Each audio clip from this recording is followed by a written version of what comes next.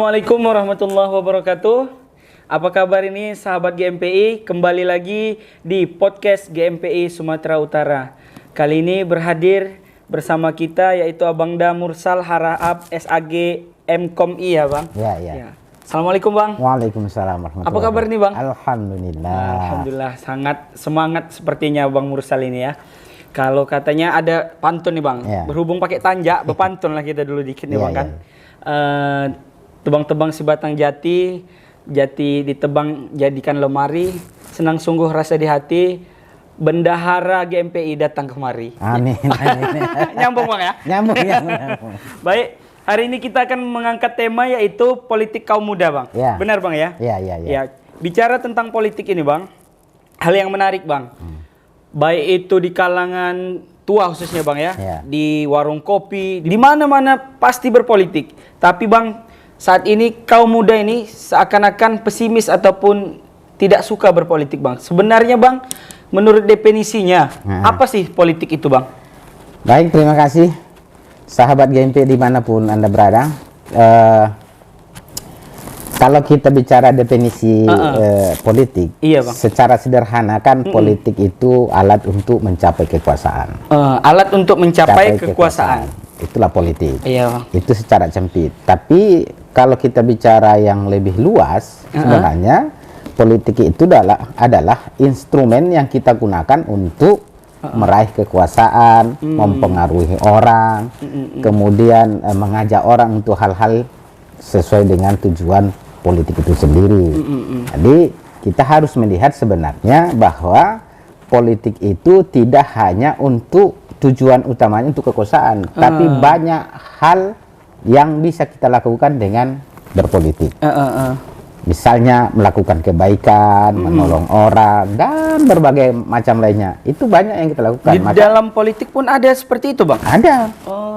Ada dalam politik itu banyak sebenarnya yang bisa dilakukan. Tapi secara definisi, Bang Ri, secara definisi, maka sesungguhnya politik itu dipahami secara umum alat untuk meraih atau mencapai kekuasaan. Itu dia. Baik, alat untuk meraih kekuasaan. Jadi kalau kaum tua ini Bang, ataupun para orang tua dahulu, banyak juga yang menganggap politik itu kotor, termasuk pemuda saat ini Bang. Jadi banyak pemuda yang tidak mau berpolitik, katanya nggak usahlah berpolitik, kotor itu. Bagaimana pula itu Bang? Iya, itulah fenomena yang terjadi belakangan ini, khususnya di kalangan kaum muda dan milenial. Tapi sebelum saya menjawab itu Bang Ri, saya ingin menjelaskan terlebih dahulu begini. Sejarah bangsa kita mencatat bahwa peran serta kaum pemuda dalam proses meraih kemerdekaan itu sangat besar. Justru yang menggelorakan semangat persatuan dan kesatuan itu kaum muda. Artinya bahwa kaum muda itu berpolitik. Saat itu ya Bang? Saat itu.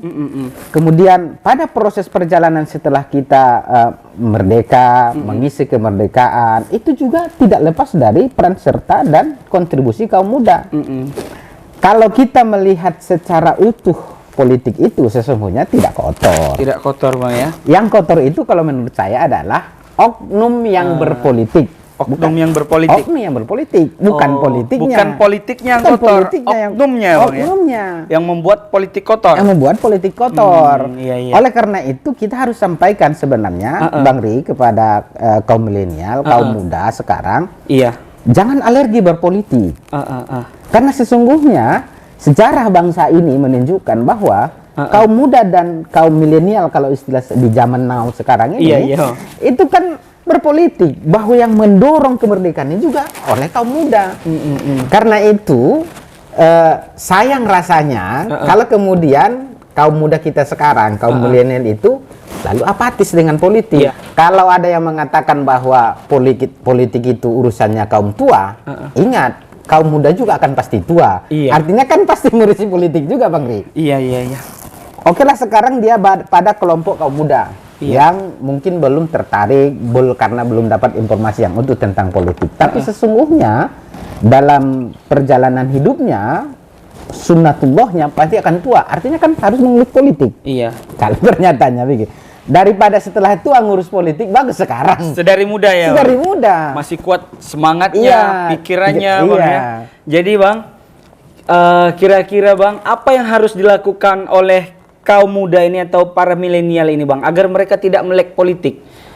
Karena kan anggapan mereka politik kotor. Pastinya setelah mereka menganggap politik kotor, mereka tidak mau berpolitik. Jadi jangan sampai ke sana ini Bang, kaum muda ini, milenial ini. Bagaimana Bang? Makanya kita khawatir sekarang paradigma itu kemudian menjadi budaya yang terus bergulir di kalangan muda, sehingga persoalan politik di kalangan muda itu seolah-olah bukan persoalan yang penting. Itu yang kita khawatirkan sebenarnya Bang Ri. Oleh karena itu seperti yang saya katakan tadi, bahwa sesungguhnya politik itu kotor itu karena anggapan bahwa orang yang berpolitik yang kemudian membuat politik itu kotor. Jadi ada langkah-langkah. Pertama saya ingin mengatakan begini, kita sebagai kaum muda, maka pertama kita harus memberikan edukasi berpolitik pada kaum muda. Bagaimana metode dan caranya? Banyak hal. Sekarang kita ketahui kan hampir 80% kaum milenial itu hidupnya dekat dengan gadget. Ya kan? Gadget. Maka tugas kita adalah memberikan edukasi melalui apa yang mereka suka. Jangan pula kemudian sesuatu yang mereka gambarkan buruk lalu kita paksakan untuk masuk. Enggak. Masuk dulu dari hal-hal yang kaum milenial itu suka misalnya. Dan informasi, edukasi itu tidak harus tatap muka Bang Ri sekarang. Tidak harus face to face kemudian kita berikan ceramah, enggak. Melalui gadget ya. Gadget. Sama seperti yang kita lakukan sekarang Bang Ri. Podcast ini kan bagian dari kita memberikan edukasi politik kepada kaum milenial gitu. Jadi Bang Ri, ada catatan yang perlu kita sampaikan kepada kaum milenial. Pertama, bahwa seluruh pemangku kepentingan, baik partai politik, pemerintah, dan masyarakat secara umum, itu harus memberikan pembelajaran politik bagi kaum milenial. Kenapa? Karena politik itu bagian integral dari kehidupan kita. Kalau saya tanya sekarang Bang Ri sekarang, apalah dalam sisi kehidupan kita yang tidak ada unsur politiknya? Saya rasa semua unsurnya berpolitik. Bahkan kita mau ibadah pun ada unsur politiknya. Ibadah ada politiknya Bang? Kan? Dari segi mana ini Bang? Bisa. Seru ini Bang. Diatur misalnya. Artinya kan kalau kita mau beribadah kan ada aturannya. Ya kan? Iya. Aturan itu adalah produk politik kalau dalam konteks sekarang. Kalau dalam konteks agama tentulah aturan agama. Iya. Tapi dalam sisi aturan maka sesungguhnya kita berpolitik. Oke. Kalau kita misalnya singgung sedikit ya Bang Ri. Iya. Ketika terjadi PPKM, pembatasan kegiatan masyarakat karena COVID-19, ada unsur politik di dalamnya. Ya kan? Unsur politiknya itu adalah kebijakan yang dikeluarkan pemerintah terkait PPKM. Sholat harus berjarak, ya kan? Kemudian pakai masker ke masjid. Itu kan kebijakan. Dan itu dilahirkan dari politik. Apalagi misalnya, kita bersekolah Bang Ri. Ada unsur politik. Ya kan? Di mana unsur politiknya? Ketika pemerintah mengeluarkan kebijakan zonasi sekolah, itu kan bagian dari produk politik.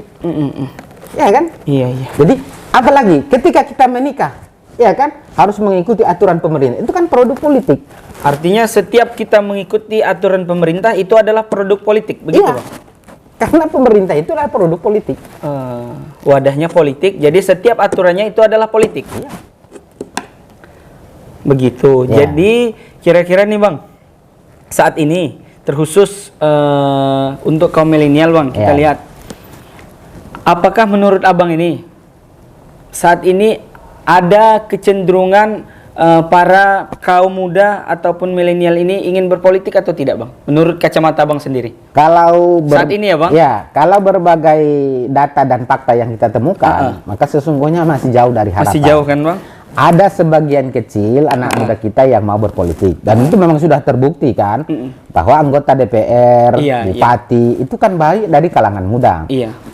Kalaupun kemudian kita nanti pasti berdebat Bang Ri, batasan usia kaum milenial itu kan ada yang bilang 15 sampai 24 tahun, ada yang bilang 15 sampai 34. Ini kan, tapi intinya sesungguhnya ini tinggal kita dorong bahwa ada kaum muda yang sudah terjun dan aktif di berpolitik dan bahkan berhasil menjadi legislatif eksekutif. Ini kan jadi contoh bahwa sesungguhnya kalau politik itu di tangan orang-orang yang baik, maka dia akan baik. Kalau politik itu di tangan orang-orang yang bersih, maka tidak akan kotor, Bang Ri. Jadi gitu dia. Yang kotor itu bukan politik tapi oknum itu yang Oknumnya. membuat kotor. Jadi ini Bang, untuk generasi muda ataupun kaum muda, kaum milenial, rasanya janganlah apatis ya Bang terhadap politik ini ya. Jangan. Bukan politiknya yang kotor. Apa yang mau Bang sampaikan nih? Begini, untuk kaum muda. saya mau memberikan ibarat begini Bang Ri, untuk kaum muda. Kalau politik itu ibaratkan satu rumah dan di dalamnya kotor. Kalau kita kemudian membangun perspektif cara pandang, kita tontonnya aja rumah yang kotor itu, pasti rumahnya tidak akan bersih-bersih. Iya. Ya kan? Pasti tetap kotor. Kalau dalam satu rumah itu kemudian ada perselisihan, ada intrik, ada hal-hal yang tidak sesuai dengan keinginan kita, lalu kita juga menonton saja dari luar, tidak masuk dalam rumah, maka tidak akan selesai. Iya. Jadi saya mau sampaikan begini sama anak muda kita ini. Berarti harus masuk ini. Itu dia. Artinya, kalau anak muda kita ingin bahwa tampilan politik kita itu baik, maka harus diisi oleh orang-orang yang baik. Itulah anak muda kita ini. Jadi kalau Bang Ri, kawan-kawan, misalnya kalau milenial yang sekarang ini lagi dalam proses melakukan kebaikan-kebaikan, salah satu jalannya Bang Ri, masuk politik. Iya, cuman begini juga Bang, yang jadi permasalahan atau problemnya Bang, terkadang tidak ada dukungan nih Bang dari orang tua khususnya. Kaum muda ini kan pastinya Bang membuat sesuatu kebijakan ataupun keputusan itu berdasarkan minta dulu saran orang tua begitu Bang kan. Nggak usah lah politik, jangan politik. Itu bagaimana itu Bang? Karena dorongan dari orang tuanya jangan berpolitik, mereka pun menjadi tidak apa ya Bang, tidak respon ataupun menjadi cuek lah terhadap politik ini, sehingga mereka ya biarlah orang aja berpolitik, biar aku nggak usah gitu Bang. Ya. Bagaimana itu Bang? Maka sesungguhnya tugas besar kita adalah